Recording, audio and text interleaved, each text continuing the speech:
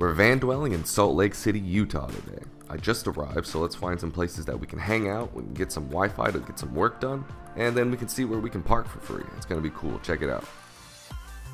So if you've never been there, Salt Lake City is the capital of Utah, and it's one of the largest Delta airline hubs.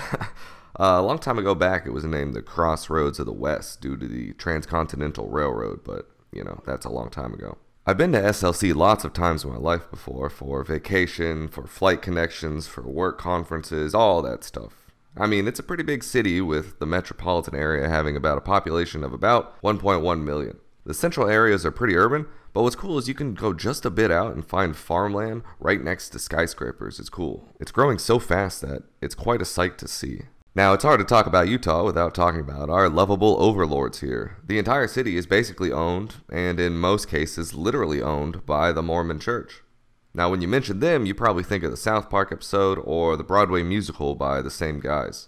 Personally, I think they're one of the more interesting groups in the United States today. There's an awesome book I read about the history of the church called The Mormon Hierarchy, which actually gives an interesting view of the United States in the 1800s. At one point in 1844, the Mormon army had almost half the size of the United States Army.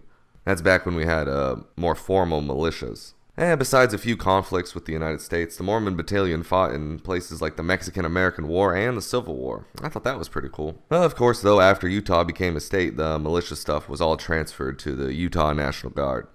I'm going to spend a little bit of time walking around the Capitol on this nice weather day. It's beautiful out.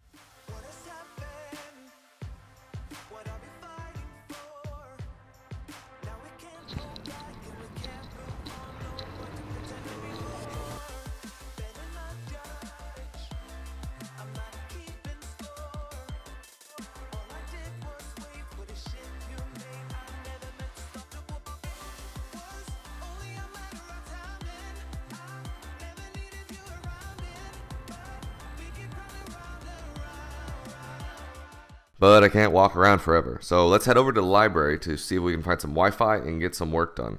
I finished up my audiobook on the way here from Montana, so let's head around and see if we can get some ideas for the next book.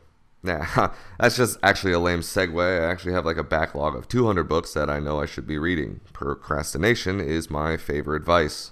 There's a parking garage underground here, and I barely fit. Now this is a tight fit.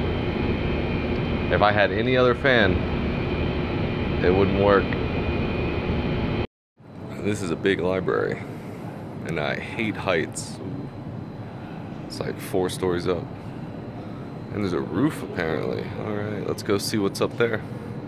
I'm gonna find a comfy little spot here to get some video editing and then some normal work done. It's a cool place to explore because there's lots of different scenery, and the architecture is pretty cool.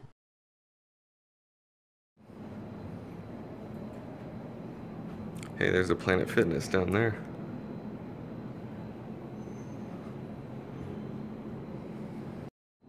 These look like Photoshop gradient paintbrush. Speaking of architecture, I saw this video on YouTube talking about the satanic occult influences of city planning. You know, that sounds actually crazier when I say it out loud, but not all of it is super out there. But this example, I'm not so sure of. Check this out. So here's the library from above. The idea was if you mirror the library, it turns into an owl face.